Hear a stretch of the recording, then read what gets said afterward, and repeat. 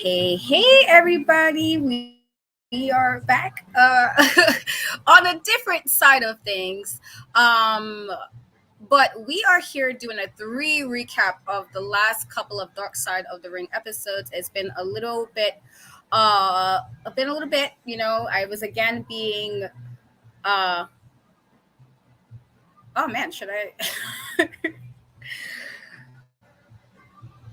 Oh, okay. Well, Shay had a bit of an issue, but we're gonna try to get this going either way. And so there are three episodes of Dark Side of the Ring that we didn't get a chance to talk about just yet, because I've been busy. Shay has some stuff going on, and so the first episode, and when Shay gets back in, I guess we'll pop. She had a bit of a power outage issue, so let's wish her back soon. So anyway, the first episode is the tragic story of Adrian Adonis. And so we know in the 1980s, one of the things about WWF, WWE's wrestling is there's a bunch of colorful type characters. And one of those being Adrian Adonis. Hey, thank you for popping back in. We appreciate you. And girly, yes, I. Oh man, stuff like listen. I'm telling you, we just talked about things get wonky on this version, right? Um, but pretty much, Bret Hart called Adrian Adonis one of the best big guy wrestlers of all time. Dave Meltzer said he was also very unique. That why he didn't like he could be acrobatic. He was, and they said he was like what they called him twinkle toes dancing bear. And so Adonis was somebody who wasn't afraid to really push buttons, and he did so with his Phantom type character in his weekly talk show Flower Shop, and said I guess the idea behind it was supposed to be like street guys not liking gay guys or whatever, and of course right now that's not really cool, but this is kind of what it was, I guess, back then, is kind of having the whole stereotypical frat kind of homophobic kind of guys.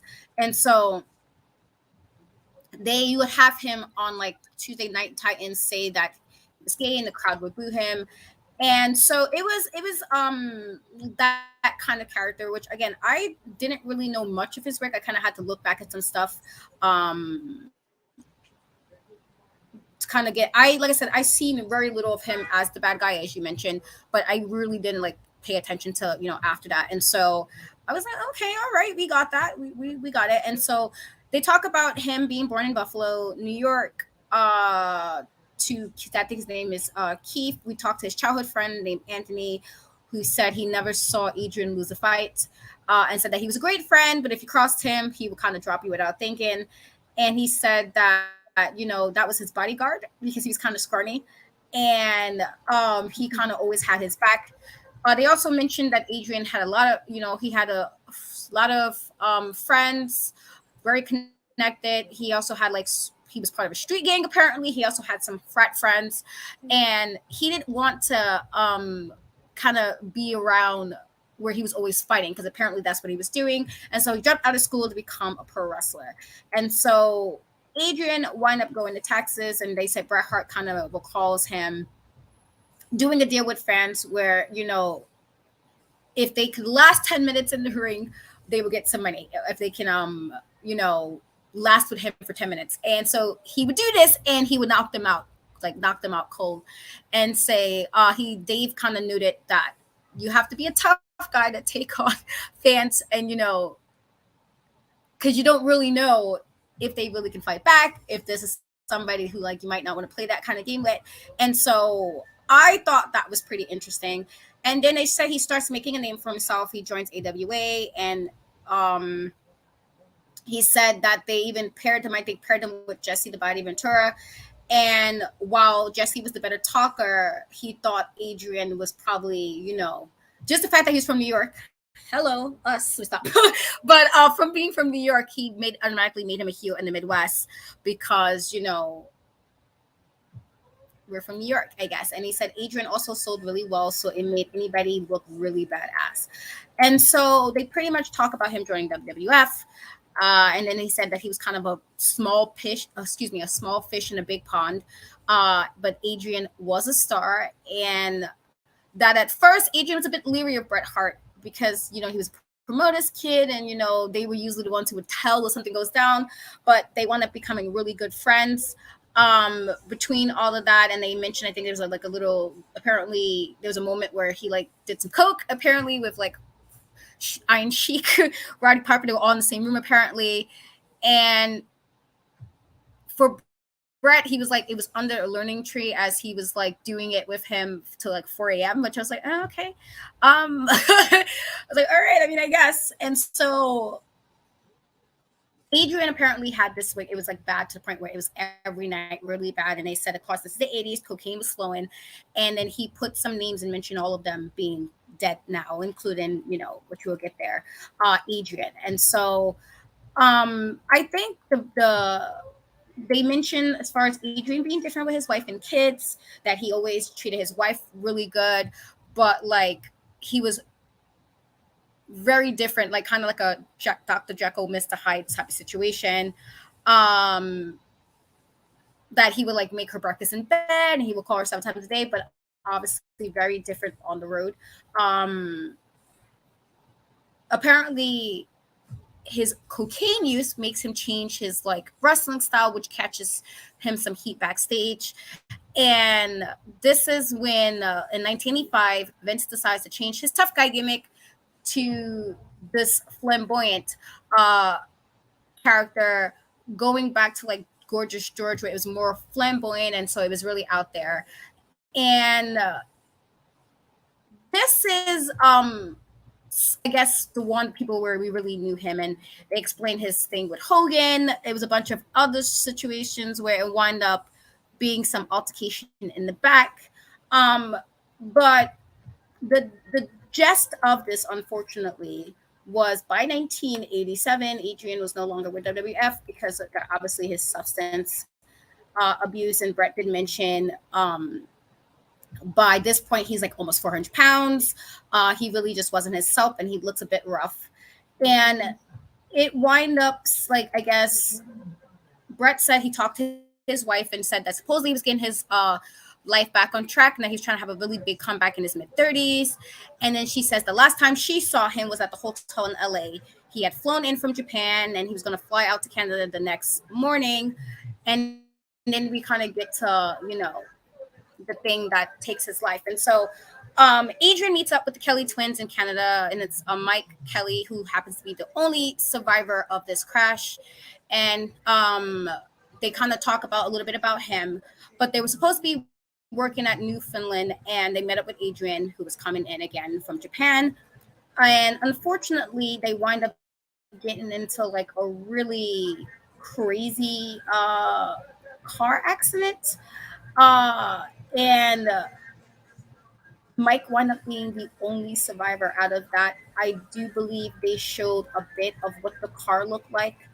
And it sounded like they kind of swerved a bit, and it was like in really bad shape. And they said they was trying to save him. Adrian was yelling for somebody to help him. And you can see like there was bones sticking out. It was kind of bad. But unfortunately, he will not survive. And the only person who did survive this was Mike Kelly. And so it was really unfortunate because, it was implied that it might have been a situation where he might have been drinking and driving, even though Mike said there was none of that involved. But it's a terrible way, I guess, when you have a situation, and his wife said at the funeral, like she didn't even, it didn't really hit her. And just from somebody who's lost a spouse before, it is a lot sometimes to go through all of that. Trying to like, oh damn, like process all that is happening. And so it's a very sad end to what he obviously was a good wrestler. He obviously had talent, but the drugs does always seem to be a problem with a lot of wrestlers, especially back then. And unfortunately, we didn't really get to really see that as probably as we could have, because of the way his life played out and the whole drug use, and then kind of really never getting really back on track after that. And so that's pretty much the summary of that episode. And so what are your thoughts about all of that?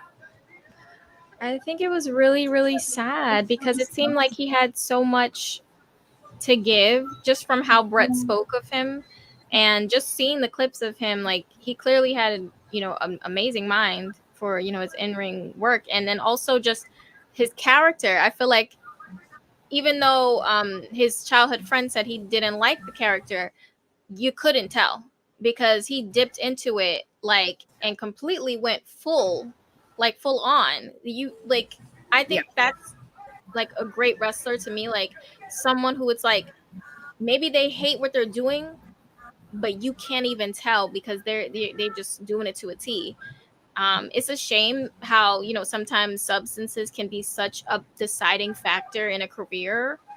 Um, and then the whole fight situation that really sucked, and I don't know if maybe that kind of added to the downward spiral because it seemed like it kind of started around that from how the story was being told. And then just when it seemed like he was starting to get things back on track, Yeah. then you have this unfortunate accident, and it's really sad because it's just like, man, it seemed like he was really starting to turn things around, and then it's just like, but yeah, it was it was a very sad episode just because it seemed like right when he was about like that's what really upsets it. It's like it seemed like now he figured out and he was going back in a good direction, and then it's just like, and he seemed like a decent human, like maybe sometimes he had some anger because of substances, but everyone has their moments. They're not perfect, but other than that, like he seemed like he added a lot to the business. A lot of people have respect for him. Bret Hart having respect for you, that's a big deal. Like, so yeah, it was unfortunate. It's very unfortunate. Yeah, I definitely I feel like unfortunately a lot of these stories from the dark side of the ring has that where it's like they do some stuff, it's not really great, they try to get past it and it just never works out, and it's always such a sad way. And I feel like this is definitely, especially with the wrestlers from like the 70s, 80s, it's just like, I'm so glad at least now we have it where a lot of um people are making better choices. I'm not gonna say everybody, but people are making better choices, I believe so. To that question, where people can be here a little longer, so now we're moving on to the next episode, which was Abdullah the Butcher. And I remember because he had a lot of matches with is it Bruiser Brody? There you go. Jeffrey, I think they said there was a car that was driving behind them, but it was a little bit further back. So I think there was two sets of cars. Yeah. Yeah. Yeah. I just lost track. Yeah. So the next we kind of get introduced. They kind of put the they put the whole do not try this at home because dangerous acts is performed by professionals. If you guys remember this growing up in the hour two area, to put that up there. And the episode kind of showed a lot of like riots. Somebody wishing that Abdullah had like a painful death, which is a bit much, and a lot of blood. And so Mick Foley kind of talks about him saying he traveled from region to region, kind of setting the business on fire. Most of fans wanted their favorites to survive because he was somebody who pretty much, was like one of those guys who just really did some crazy stuff. He has all of that on his forehead, like because of the, all the cuts and scars he has, that it's like all in, on his forehead. He still has that.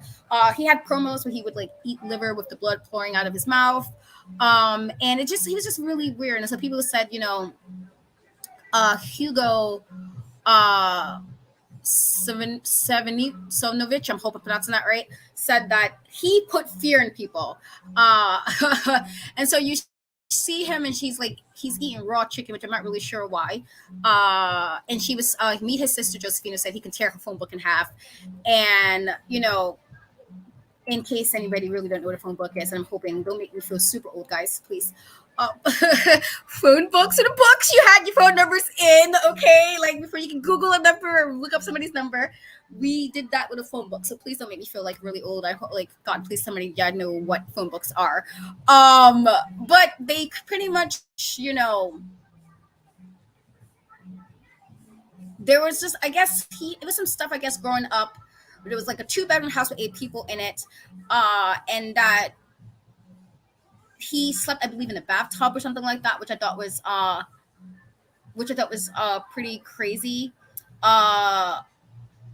it just seemed like a lot. And I guess, they showed about him like terrorizing people as they, used his walker. He was one of those guys. He did get emotional talk about his parents, and he did say, like, his mom was scrubbing the floors of funeral homes, and he didn't care about learning to read and write. He just wanted to make money. He was so candy as a kid. And he learned that kids were afraid of him when he would try to collect. And so he dropped out of school in second grade, which I thought was kind of insane. And then he would go and ask for old clothes to sell, and then he would start shining shoes. He did janitor work, he did moving work. I think he was a hustler at some point. He even did karate to help senior citizens defend themselves. So this guy was always uh doing something to make some money. And so somebody did tell him at one point he should be a wrestler, and that he was like, at first he didn't really want to do it until he was told he can make a lot of money. And then that's when he was like, all right, he do it. And so he went to Detroit to meet the original Sheik, and they show some highlights with like the stuff that he would do. And then he pretty much said that, he pretty much learned from Iron Sheik. I mean, excuse me, the original Sheik. And he even told the story, and his dad told him he needed to get out of wrestling. And I think he said he told his dad to like smack him or something, and he started bleeding. And his father kind of realized, like, okay, that's a bit much. And so they talk about Carlos Colon, which was, ran the promotions in Puerto Rico back then, and that's where he heads. And Hugo wound up being his manager, and saying that he pretty much was earning a lot of money for everybody on the island because he was worth every penny. He was like that guy who just really was crazy with what he did, but he also was really cautious about his money, which I did respect, because he didn't pay to make sure he got, paid properly. But he always sent money to his parents, especially his mom, because he didn't want her working after that. He did mention also that he kind of felt he should have went to school, and I agree, because second grade is a crazy, um it's crazy to drop out of school in second grade. But he talks about, like, he had all types of legal trouble, and that he pretty much just doesn't have money like that anymore. And Mick Foley does talk about, it was really hard for fans to know where the character and the man started, because he was like, back then, I'm thinking about Bruiser Brody too, who literally, like, they lived that life. Like, it was like you couldn't tell what was kayfabe with them. It was like legit for them. And so they talk about other people in his career. I believe Devin Hannibal Nicholson, who said he ended pretty much like he ended up Abdullah's career inside and outside of the ring. He talks about the Stampede of 2001, and that he started his own promotion before working with him. And then he said he considered him a mentor, and then the first wrestler to kind of take him under his wing and stuff, and all of that. But this didn't really, I guess, go said that people would hate him, I guess, for exposing him, but he didn't care about all of that, which I thought was like, I mean, okay. And so he's now 68, or he was, and he had like his retirement match in Canada against Hannibal. And they said that they watched the story of, like, as a kid where he was bleeding, and was curious to how they do it, and so they showed him like, doing the cutting. And so he would kind of hide it in his wrist, whatever. And then Mick Foley even said he never really saw him blade, but obviously he was. Tony said he would have blades on like every finger and would cut people with them, and use the fork to bring even more blood, and that it would hurt. And that he would cut you deep, but nobody never complained, because if you did, you wasn't tough enough. And so there was like, Ric Flair had the rope, he had the blade, and so he's called the Butcher, which you expect. And so they said that Vince never signed him because of all the blading, and he didn't really trust him, which I guess makes sense. But they did show Devon saying that he did sign with WWE, and that his career was over when he tested positive for hepatitis C. And this is when he was like confused, but they were saying a lot of people back then used dirty blades, and they would share blades because not everyone carried one, and they knew Abdullah always had one, and they always made sure to give it back. And then he kind of, I guess, suggested that he might have gotten it through Abdullah, um And so they show a match, I think in 2007, where Abdullah cut his own head in a razor and then used the same blade on Devon. And then it um, kind of looks like, well, maybe he was the one responsible for that. Uh, and then he said that I guess there was a lawsuit, and he had to provide a blood sample, which he did test positive for hepatitis. And then he said he couldn't read the lawsuit and didn't understand it, which I guess go back to him leaving school in second grade. Uh, and then he mentions about he didn't know how to read and write, and so his caretaker had to read his mail and found his papers, and that he wound up defaulting because he didn't show up to court. Uh, and then obviously he still denies he was the one to give it, but they apparently a blood test confirmed that they had the same kind of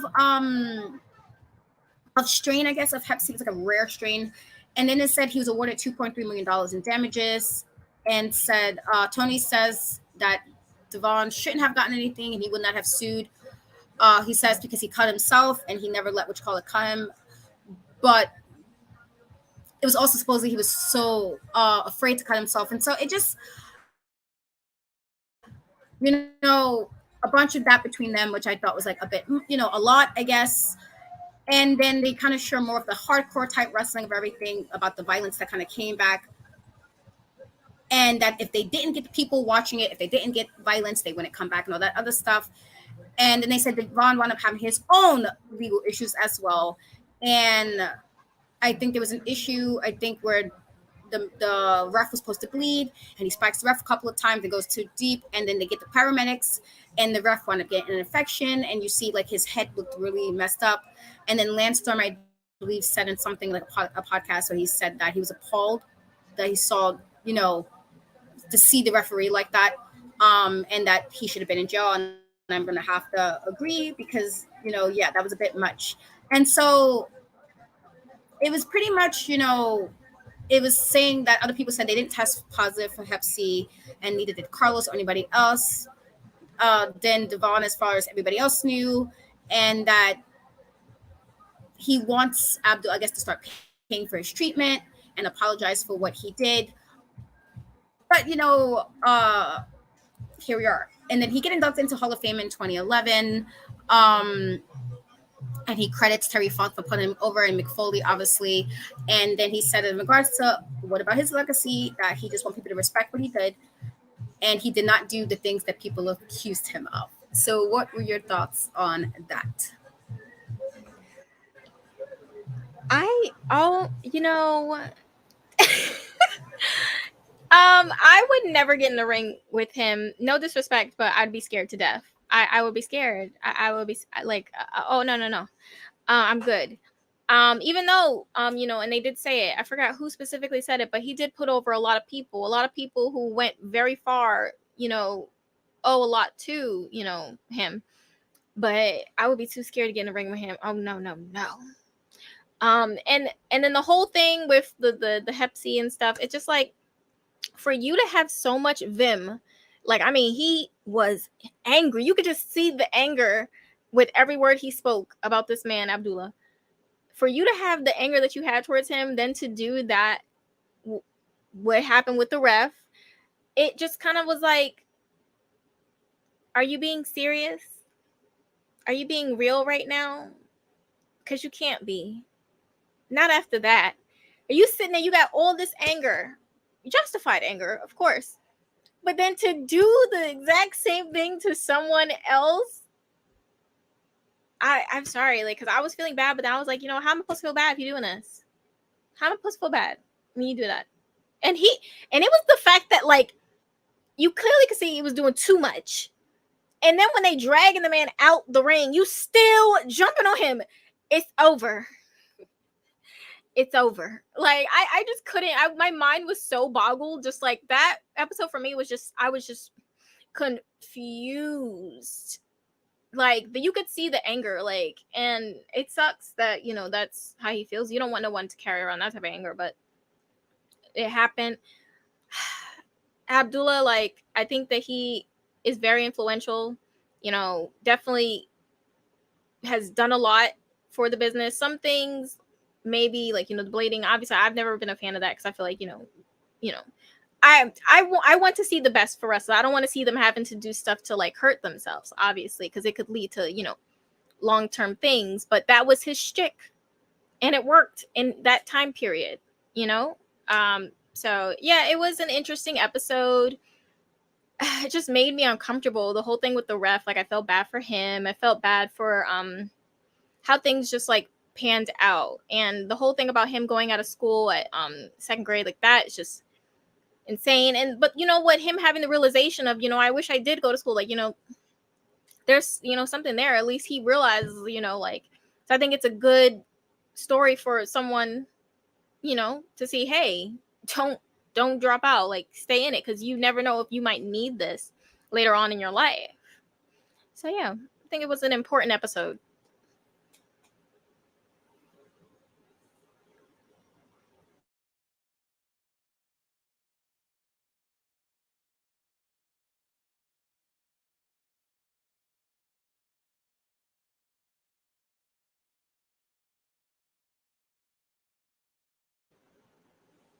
Ma'am, you are muted, ma'am. Sorry, I muted because they're playing music, and so my bad. But yeah, I do think he was doing a bit much. And I'm always funny about just in general. Let's be cleanliness. Uh, let's not be. We don't be sharing. I don't even like sharing juices. Like, let's not play these kind of games. I don't even like sharing a straw. Like, we gonna. I don't do that. So, I just think they should have been a little bit better. With that. But what can you do, right? It's it's like it's unfortunate, but I do, and I also do think it's crazy. Second graded to me is absolutely insane because like you don't know shit yet. Um, and so that now leads us to the final episode, which is the one from this week, featuring Bam Bigelow, the Beast from the East. And so I was like, all right, I believe he popped up around like early in the WrestleMania time, and I thought, I was like, okay, let's see what they're gonna say about this. So they show off, I believe, his ex-wife Dana, and said that he felt seemed to be happier when he found that he was going to be a dad more than any other WrestleMania main event, and that he had two boys, but he always wanted a daughter. And then they showed the daughter Reese, and said that when her dad was around, she had nothing but love for him. She said the first memory of her dad is the last time she saw him. She was only like 2, 3 years old, and they were driving, and his head dropped, and then it come back up, and then she went into panic mode and told her dad she needed to go to the bathroom, and that woke him up. But then it happened again, and then they pulled into a diner, and somebody like picked her up. A man picked up from the back of the car, put her in a great card, and then her dad was arrested. Uh, and this was when she was told pretty much that she probably wouldn't see her dad anymore because he needed some help, and that was the last time she saw him. And so I was like, God damn. That was kind of like, wow. That was kind of unfortunate. And so they show pictures of him when he was younger. They show that I think I believe he grew up in New Ashbury, New Jersey, and that he was a really big like Bruce back then, Bruce Springsteen. He was from just bars, muscle cars. That was his thing back then. And then DDP says the party spot was the Jersey Shore. Obviously, everybody knows this. And he was in charge of a club on the shore, and that there was a kid doing some shots back there, and it wound up, and nobody knew he was 17 because he looked a full-grown man, and this was Big Bam. And so he was the Beast of the East back then. He was a wrestler, football player, about 320 pounds at 17, could bench press 500, which insane. And then Shane Bigelow kind of tells the story of his dad rolling his ankle, and the coach told him to just get up and look mean, and he scared the kid so bad that the kid wound up forfeiting, and he won this for the school. And I thought that was also kind of crazy. DDP also said there was supposedly a rumor that he bit somebody ear off in a fight, which I was just like, okay. And even Taz says that, he was also really tough, and that if you heard anything else about Bigelow, he was the one that's who he believed.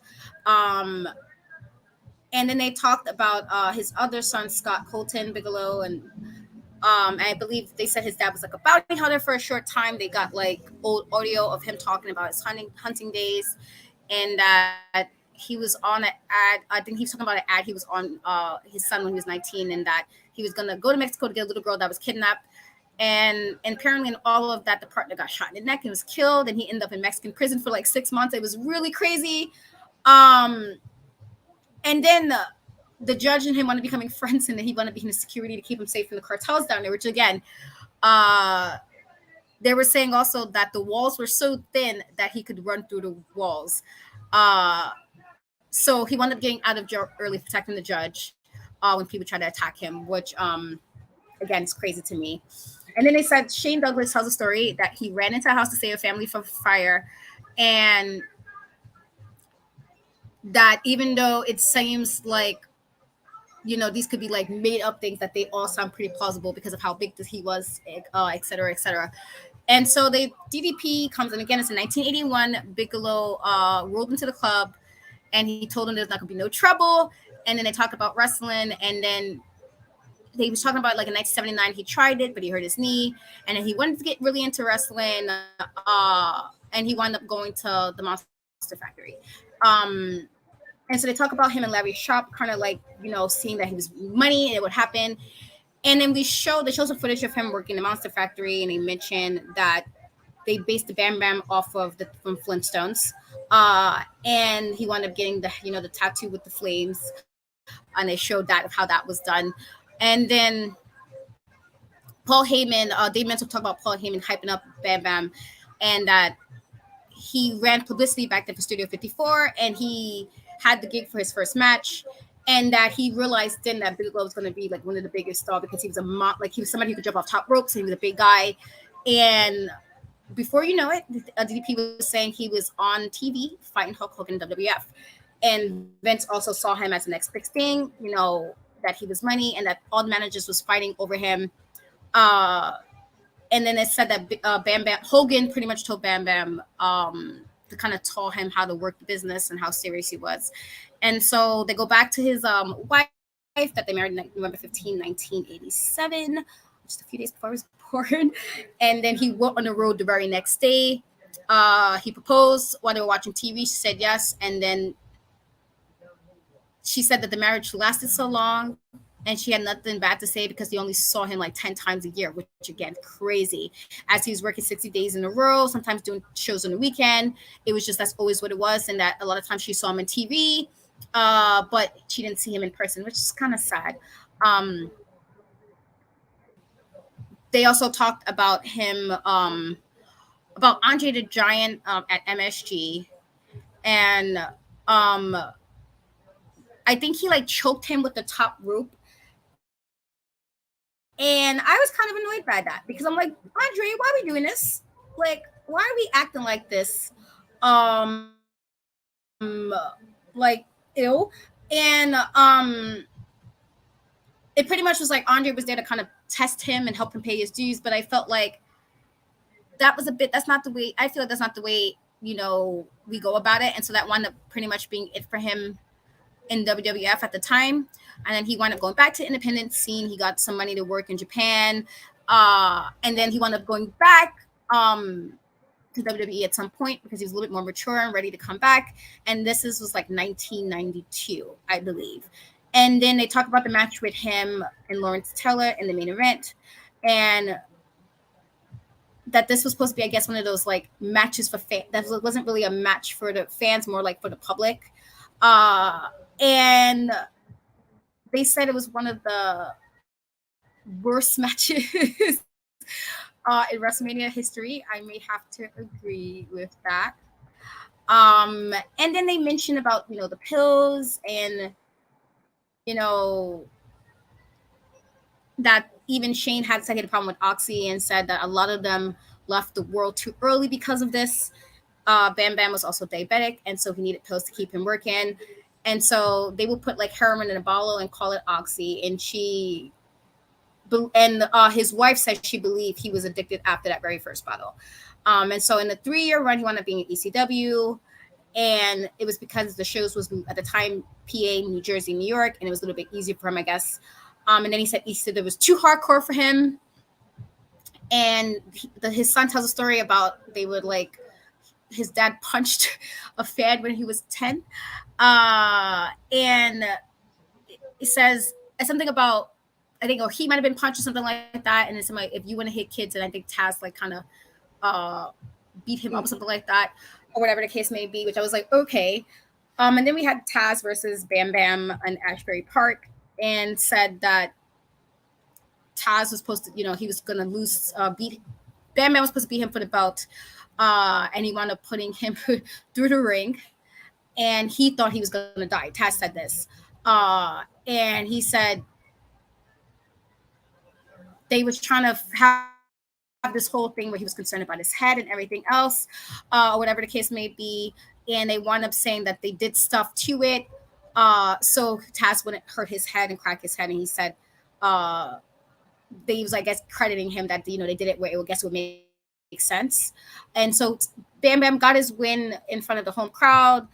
And he was saying that they were surprised nobody died in ECW or something like that.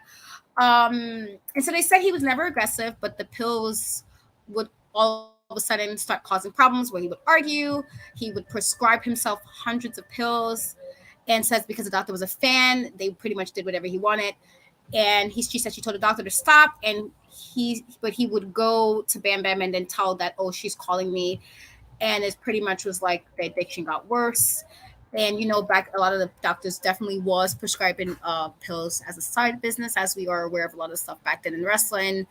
And then she says when she got pregnant with the daughter, he would then sleep on his daughter's floor every night, and he would pick her up on Wednesdays and do whatever she wanted.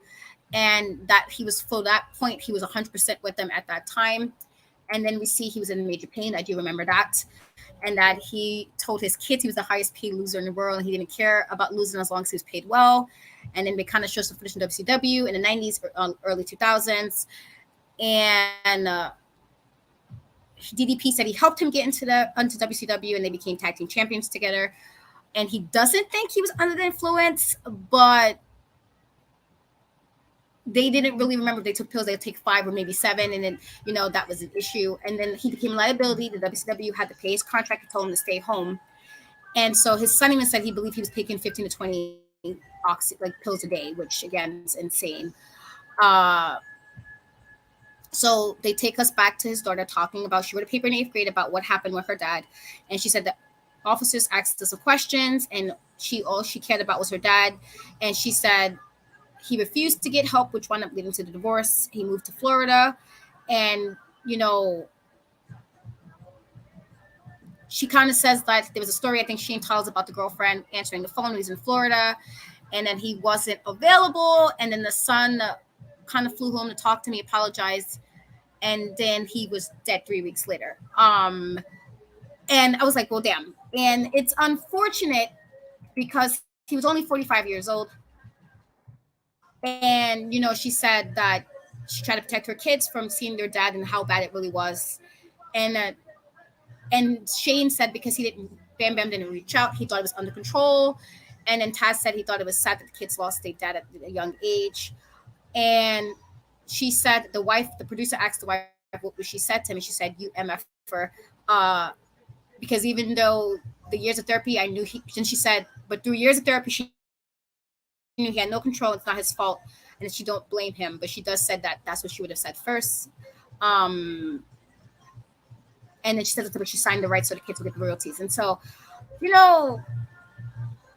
it's unfortunate because I remember him enough about, like, I thought he was really good in the ring. But it's unfortunate, as many of the wrestlers just back then in general, it was always a problem with drugs or, depression or whatever. And so it was really unfortunate. And it's sad that that's the last thing his daughter remembers. So she was really young at that. So what were your thoughts on that? I thought them starting the episode with the daughter retelling that kind of like set the tone, and it kind of already had me like shook, you know. And it just really sucks. Again, like even the last one, it's like, well, not the last one, the one before that, but someone who just like so young, like, you know, 45 is not old at all. And to just be lost to this drug that it seems to be like a reoccurring thing, and for like back then, even I'm sure, even, you know, to a while, like, you know, it's just a thing that has been too often in, you know, the Yeah. wrestling business, and it really really sucks. It's really sad because you know, he's one of the most noticeable, like from back then, like him, like you notice, oh, you know, like, so it's just a shame. And just like his kids, and you know, shout out to Yeah. that, to, you know, the mother, like she did everything right, absolutely everything right for her kids. You know, it sucks that it had to go the way that it did, you know, separating and stuff, but it was the absolute right thing, right? You know, signing over the royalties, all that stuff. Like, she just, it sucks that that happened to someone, because she seems like an amazing, amazing person. Like, you know, every choice she made was just so spot on for her kids, and it just sucks. It's a terrible story to have. It's a terrible story to have to retell, and it's a terrible, I'm sure, even worse to live, you know. So it's unfortunate. And honestly, why are you, as a fan, punching an 11-year-old child in the face because you're excited about a match? What? I've never in my life enjoyed a match and be like, you know what? I gotta sock somebody real quick. What is going on? What? That Yeah. story just, like, took me out. I'm so glad they say, because I was like, I was listening to the story. I said, well, we better hear that this man got beat up. I want to hear that he got stomped out. And then when Taz said the story, I said, that's all I need to know. I'm good. Thank you. Yeah. Because why are you doing that? Like, what? Yeah. And that doctor, shame on that doctor. Shame on you. I hope he had his medical license stripped. It's ridiculous. But yeah, that's just how I felt about that. You know, it's a shame we lost Yeah. someone really, really talented and great. I That could have been my kid. Dark side of the ring. You know, unfortunately, this is how it is. And so I believe next week's episode, if I am not mistaken, is Bash After I already know it's going to be an episode. I know it's going to be an episode. But yes, that's pretty much it. I tried to speed this up because it was 3 episodes, and we didn't want to have you guys here like super late. Yeah. But Shay, again, tell everybody where they can find you, and you know what's up Hey, on your end. you can find me at Shay Sawyer _. In the next like 15 minutes, I'm gonna be angry tweeting for Love Island if you're interested in that. Monday you can catch another episode of Big Pop Theory podcast. New episode Monday, and then Thursday you catch me right back. Well, not well, actually, yes, here. But at first, women's wrestling talk at 5 for the Rising Sun rundown. 7 p.m. for the NXT after show. I will be yelling more than likely. Um, then you can catch me at 8:30. Dark Side of the Ring. I think next week's episode is going to be very entertaining, and then the one after that is just going to have me on the floor. Like, that's it. I can't go into detail, but it's going to have me on the floor. I already know. And then I don't know. It's like this week or next week. Then I'll be starting the Challenge USA on UPRE with Mike Knox. So yeah, so you can catch me. To answer your question, Jeffrey, it's WCW's. Excuse me, it's Bash at the Beach 2000. And so that was a hot mess, and so I'm excited for that. I know it's going to be some craziness. Yes, we are hyped for this. And listen, sometimes you got to rant. Sometimes you got to do what you need to do. Believe me, I just, you know. As to me, you can find me on all social media at Cat We Trust, TikTok, Threads, Instagram, and Twitter. Twitter. The E is the three. My channel in Cat We Trust. I will have a new interview popping up very soon, as well as some new uploads for some reviews of all the awesome movies I've seen. I've seen quite a few. I've just been busy, guys. And then on Mondays, catch me on Women's Wrestling Talk for the Wild After recap show with Stephanie and Emily, and then on Thursday with my twin for NXT. And as we said earlier, we will be back on Women's Wrestling Talk for Sunday's after show for the Great American Bash, which should be fun.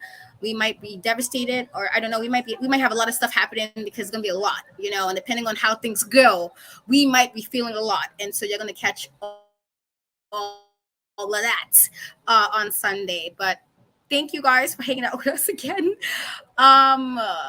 Considering it was a little bit minute, and we apologize. It was crazy last couple of weeks. Shit happens. But we love you guys as always, and we will catch you again, next week. We can't wait until next time, guys.